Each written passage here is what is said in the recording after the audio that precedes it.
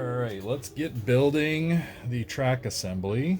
You'll have two of these printed. Alright, this one's already assembled because I went ahead and assembled it. But what we're going to work on is these bogey wheels here. I don't know if they're called something else. I call them bogey wheels. And you'll want to paint everything first. Or you can attach all these first and then paint it after, so you have the screws not looking like they're all black. It'll be all color coded, but I chose to leave them like that. In any case, what you'll want to do is after you're done painting, clean off this area here, because you'll want to make sure that the idler is gonna run smooth, right? So to show you here, this one's already completed.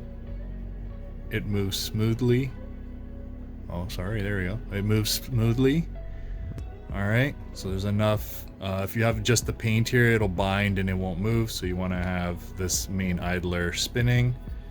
Okay, these wheels should roll freely, so do not over tighten this. If you need to, take a little bit of sandpaper and clean up the inside here if you want to make sure it's nice and smooth and there's enough clearance. All right, we'll assemble this guy. Again, this one here has a set of bearings. You can decide not to put bearings and just put some washers in between and tighten up your screw here. So this is an M3 screw. This is an M2 screw. It's about, this one here, and we'll say it's about an 18 millimeter. And this one here can be like a 10 or 12 millimeter if you want. All right, and these guys here again are those little cap screws they're not like the typical socket style like this. Okay, so they're different, but you can try to use these here. It'll be pretty tight, and these are only going to be like about 6 millimeter depth. All right, so let's assemble these bogeys. The idea here is make sure you clean the ends once you're done printing, right? And slide it in from the outside, okay? And you'll line this up, put it all the way through, okay? So it should roll nice and easy. Get your lock nuts, M2 lock nuts, put it on the end here. Hand tighten it a little bit and then go in fully tighten, well, not fully tighten it, but just tighten enough that it spins freely, right? So let's get this in here, and I use one of these guys. Just got a bunch of them laying around. Okay, and this should be too tight. So what we'll do is we'll take a couple winds out and nice and smooth. All right, so do that the rest of the way.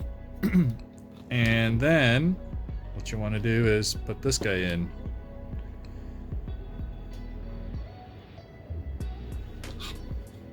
And clear this area out after you're done printing. You'll probably have some supports in there, but again, just tighten this up.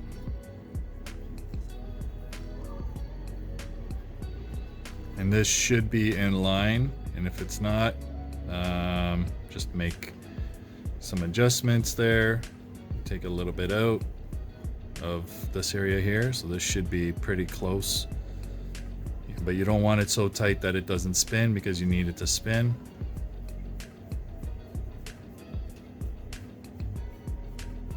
Alright, so this guy is tight enough. Again, this rolls freely. Now the idler, what you need to keep in mind here is there's two bearings, okay? These are a 3 by 6 by 2.5. Now what does that mean? Well, it's 3 on the inside diameter, okay? So it's 3 here.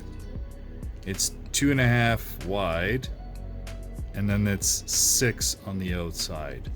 The reason why is we want 3mm for this 3mm dowel, okay? And the dowel is approximately 15mm wide, okay? So you're gonna get an M3 dowel by 15mm for the idler wheel. Why is that important? Well, when we go to assemble it here, it has to fit inside these holes, the center hole here. So you'll have your bearings put in, you'll slide your idler wheel in. Now you see how this ring has been cut here. That's just because of the tolerances. I didn't clean this out enough on the inside, so you may have to throw a little sandpaper in there, loosen it up, but you slide this all the way so that it's flush on this side, and then on the other side it should be pretty much there. You can give it a little bit of a tap to go a little bit more. So it's slightly recessed here, and it's slightly recessed there. What'll happen after is you'll put these 4 screws in. All right, and then tighten everything down. So I got 1 screw here is already in the way. There we go. And then you'll just snug these down, not too tight. Again, I got a special tool just for this. Cinch this slightly. And then what you'll do after is slide this on,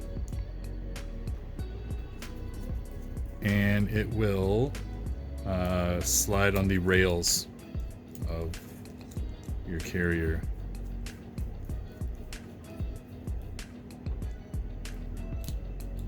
Now this is how the real machine is designed as well. It has these 4 screws, and then once it's done, when you go and slide this on, it should go into the hole back here. Okay, there's a hole that you'll slide it into, and then you'll run it into the track here. Okay, and that should just slide on. Get it lined up. There we go. And so you'll see it fits in this little track. Okay. And now, once you have your spring and the little collar, it'll sit there, but you see how this moves nicely?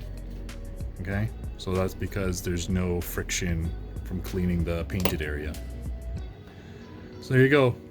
Track assembly done, and now we'll move on to the next part. Now that you've painted your chassis, you'll want to attach the rear here with 4 screws. Try to make sure they're not too long, because we got to make sure that there's enough space here for the motors. These ones here again are those specific screws that I got, but you can use regular socket ones. Just make sure they're like a 5, maybe 6mm depth, just because we want to make sure there's enough clearance in here. Before you go and start attaching this piece in here, this goes on after the motors are in, okay? So just make sure you put the motors in first, then you can do this and attach the 4 screws here. Again, these are going to be like a 6mm depth, and these here are going to be like a 4 to 6mm depth as well. These are M2 screws, M3 screws. Now, what we're going to work on first is we're going to attach the blade assembly, which is this part here.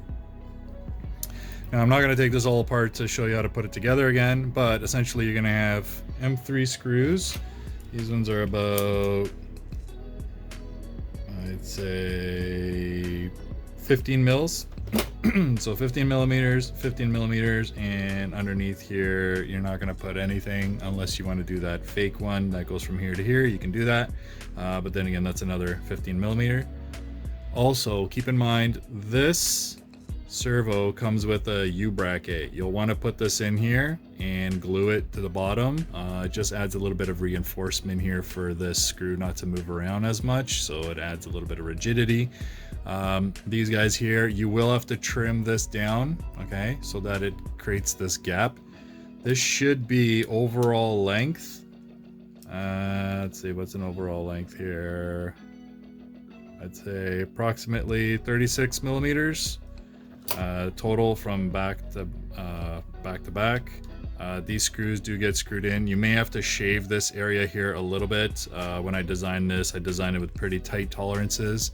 So when you go to put this screw in here, you know, you may have to shave a little bit there just to get your pliers in there or a socket to tighten it. This one here is not bad. You can just tighten that one through. Again, there's another M2 screw that goes from this piece in through this joint. Okay, so you can see there's like a hole here. That's where it would come out. But in any case, you don't want it too long. So this will be another like 12 millimeter. Okay, so M2 by 12 millimeter. These ones here are M2 by 10s that go into the bottom. So there's 1, 2, 3, 4. This guy just slides in. It's held in with tension, so it should be pretty tight. Again, you can always put a drop of glue in there to hold it in place. Again, trim anything that needs to be trimmed. You're gonna run your servo screw, your servo wire underneath. I super glued mine, but you can always use yellow zip ties to tie it in place. This guy here, there's 2 pieces to it. There's this outside shell, and then there's this cover that covers the inside, and the cables will just pop out. So you'll have to solder on a red and a black cable to the motor, and then you'll cut this down to the right length, which I believe was 60 millimeters from here, and then this guy will go on. Remember to put in that threaded knurl piece using like a soldering iron or a heat gun to get it to go in, or even a lighter. Heat it up, push it in, make sure it's nice and straight so it doesn't get all warped inside there. These are M4 screws by 12 by 12, 15 by 15, there you go. So 15 millimeters. Now what you see here, this is my modified version that I tested and I cut and everything, but the one that you're printing is accurate. So yeah, put your cylinders on here, or your linear actuators, run a M4 threaded rod, and this one should be around the 15 mark as well. So 15 millimeters. What else am I missing here? Yeah, that's all gonna get attached. Now to assemble it, you're gonna cut a piece of M4 rod. And again, this one I mentioned before was 82 mils. So 82 millimeters. What we're gonna do is we're gonna drop it in place. Make sure your wires are out of the way.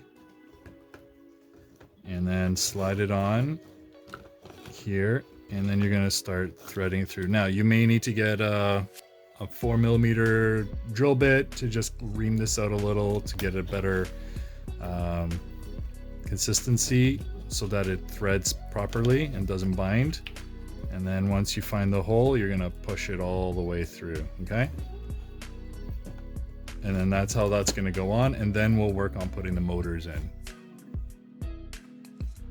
Okay, now to feed all the wires through and make all the connections, this one here will feed through this bottom hole on this side. There's one on each side. If you want to do double of these, you can.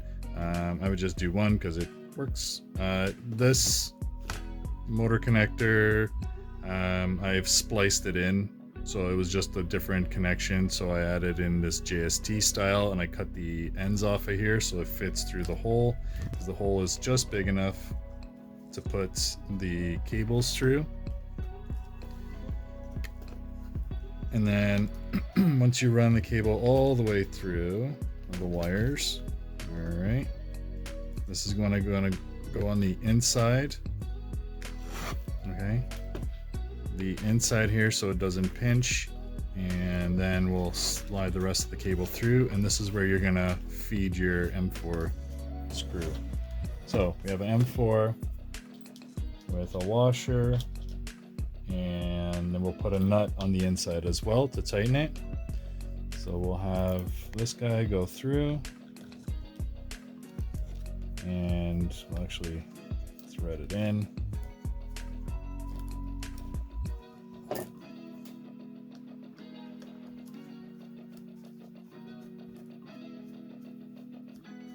And you want it just to be snug, not too tight, because you want this to move freely. Okay, back it off just a touch. Put in another washer and a nut on the inside. And the washer's really here to protect the plastic, the 3D printed part, from getting crushed and damaged. And we'll just snug that one up as well. You can do that for the other side, and then this will be ready to go. And now we'll move on to our motors. Take 1000. All right. So we're going to install the motors now. As you can see here, I've got a lot of wiring done. I soldered on my motors to the ESCs. I did everything already, but as long as you get them soldered to your ESCs at this point, that's the main idea. I installed the left side already, so you put 3 screws here. They're all M3 by 10s. Bottom, on these sides here. Make sure it lines up. It's going to be snug because the motor is touching the plate here. The next thing you'll do is you'll want to install the next motor, but before we do that, we're going to get an M3 by 12 and we're going to slide it through the top hole on both sides. Okay. You want to make sure you do that before you put in the right motor, because if not, this motor is set a little bit higher, because if you look at the offset here, there's more open here and much tighter here. So that means this motor is actually set higher, which is starting to block this hole a little bit. So we want to make sure that that screw goes in first, and it's only just for the cap of the screw that touches here, but once it's in, it's fine. So we'll slide the right motor in now. Okay. You still have access to the hole to put a driver in there and screw in the carrier. And on this side, you've got access as well, right? Because this motor is set lower. So now we can put this motor on. All right. So we'll fasten it, and then we're gonna get to putting on the sprockets. So the sprockets need to go on after, and the reason we do that is because the sprockets need to be lined up with the carrier. So if we put the carrier on, we won't be able to put on the sprockets. And as we're attaching these, just make sure that you put them on a little bit loose at first, because we want to locate the front hole here as well. So if we don't do that, then you'll spend a lot of time looking for it, because the holes I made here are just big enough to fit the screws, so there's no real wiggle room. But once you get them on, then you can cinch them down, not too tight, because if you do it too tight, you're going to compress the 3D printed PLA or PETG, whatever you're using, but you snug it down. All right. We don't want it super tight, because if it's super tight, again, we're going to create problems with the plastic. So now these are all snug. Okay. Want to make sure that these screws are in properly. Next, we're going to grab our sprocket, and we're just going to put it on loose for now. Okay, we're just going to leave it, because we're going to have to adjust the spacing here. So next, we're going to grab our, let's say we're going to do the right side here. We're going to grab our right carrier. We're going to have M3 by 15, M3 by 20 screws. Okay, 2 of those with washers. We want to make sure we don't compress this too much. And then we're going to put a washer and a nut on the front of this guy. So we're going to hold this screw in place, and then we're going to slide this, and make sure that your screws aren't protruding, okay, because we're going to slide this into place first. So slide it over your screw hole for the one on the inside here. Okay, and then we'll slide it all the way back so that it lines up here. Now the next thing we want to do is make sure that the sprocket is in between, so it's not on the inside or outside, because we need it to be in this position. Okay, and now we can cinch these guys down a little bit, just to hold it and not have the screws fall out. And we will be putting a washer and a nut on the inside of these guys. But as you can see, this is going to hold it from moving in and out. Okay, and then this front one is just going to move it so hold it so it doesn't sway inside and outside. Now we'll put it vertical here, and we'll grab our washer. Actually, where's my tweezers? Got big fingers, so the tweezers will help. And then we'll put the nut on there as well, and then we'll start the nut by hand if we can. Alright, and then we'll hold the screw in place as we start to tighten it. Now I've got a locking washer here, so I'll just start tightening the screw on this side, and what I'll do is I'll start tightening the nut, and I can feel the nut holding down, and here I'm just again hand tightening it, not too tight, and this guy's in place so you can see it's not going to move in and out, and already it's pretty snug. Okay, now the other thing here is with this sprocket, make sure that it moves freely in here. If you need to, you can open this space up a little bit to give it a little bit more room, but the tolerances here are pretty good that it should spin. And if you do notice that, then disassemble this and open up that gap. Now you can go and do the other side. Put these screws in all the way and attach the nuts on the other side, and you've got the dozer assembled on the bottom. And then everything else, once this is where you want it to be, you can now tighten the set screw. Once you've put the set screw, everything's good to go. Attach the front, attach the body back here, okay? And this is gonna sit right on top, and these holes here will line up with these holes on the outside. Okay, so this goes on the outside and it'll slide in place. All right, we're almost done here. Motors are in, sprockets are in. I need to tighten these guys with my Allen key. I gotta move the motor a little bit so I have access to it. So once I start everything up, I'll just move the motors in the right spot, make sure they spin, and then tighten these guys down.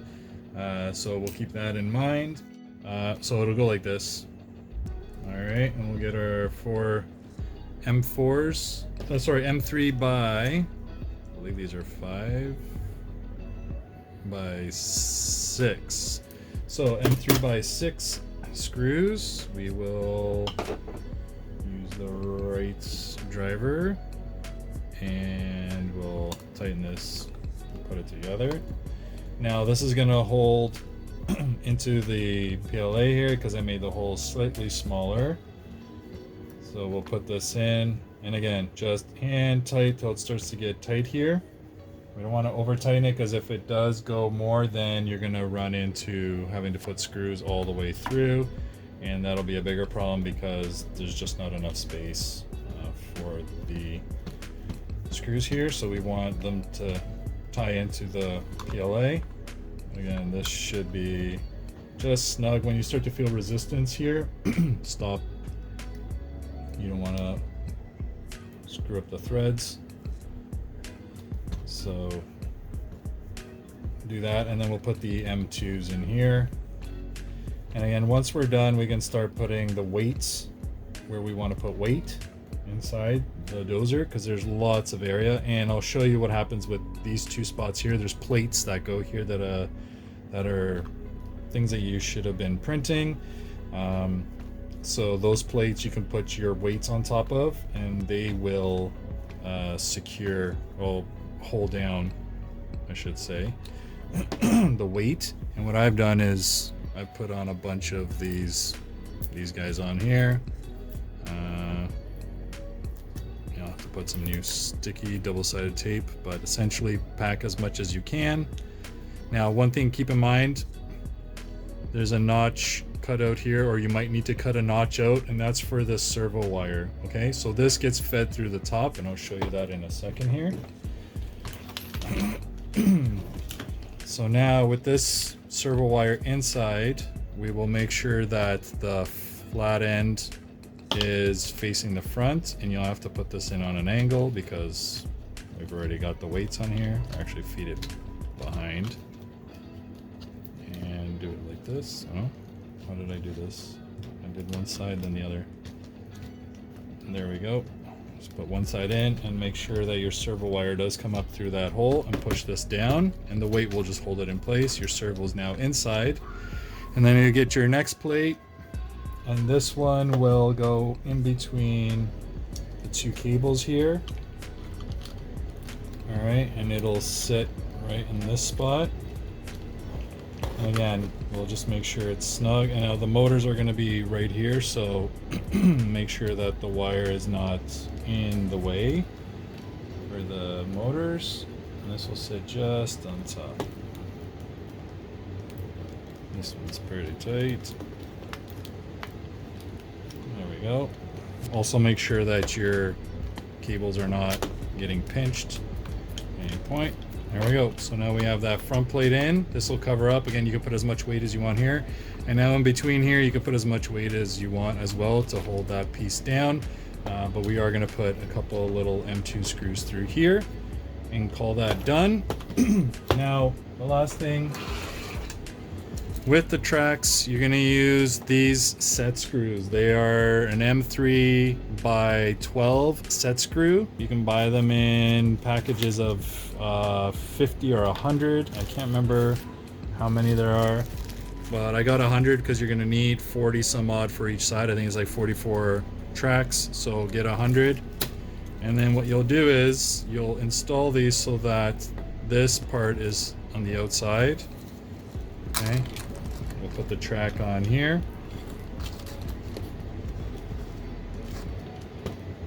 And then you'll feed it onto your sprocket. These little bogey wheels will be there. And then you'll just fasten it like this and screw it down. And then you'll notice the track tensioner will move, right? And then you're ready to go. Now, once all the electronics and everything are in, again, you'll organize all your cable management. Try to do your best to make sure that you leave space for your battery. The battery that I use is I use a Gens Ace 1300. Doesn't matter what end you have on it. You can cut the Deans and put, what I use here is a XT30. But this is a 1300 milliamp 3-cell battery. This will last you quite a while. You don't need to go bigger. The motors are pretty conservative as far as power consumption. And if you're using a sound kit, which I have here, it'll probably use up a little bit more power, but not too much. But in any case, once we have this all in place here, then you can put on the front, okay? And it slides into this groove here. And then last is to put the body on. And the body has 6 holes to line up on the outside. And this part here, which is the front of the engine, will go on this plate, at the top of that plate there. So once it's on, it should be flat like this. And there you go. Oh yeah, and by the way, these guys are glued on, so I'll have to glue that guy back on. It's not 3D printed, so you'll have to make your own. But essentially, that's it. Dozer is ready to go. Moving into the electronics piece. Now, ignore the USMRC3 sound kit. If you don't have a sound kit, that's fine. You don't need it. I put one because I like to have the sound. But in any case, this is not too complicated. You're going to need 4 ESCs, and because there's so much space in here, you could probably go for the super cheap Chinese ones that are similar in size, but I think are pure garbage because they burn out.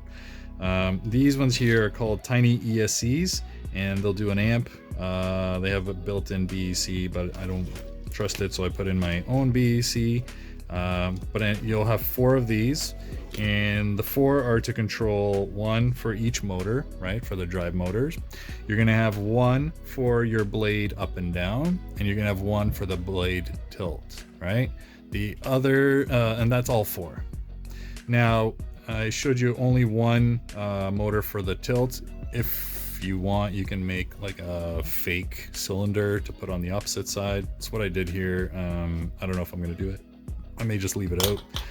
But essentially, you're gonna run them all. So you're gonna want to split for the blade up and down. You're gonna want to split this here and have a red and black for one side and a red and black for the other.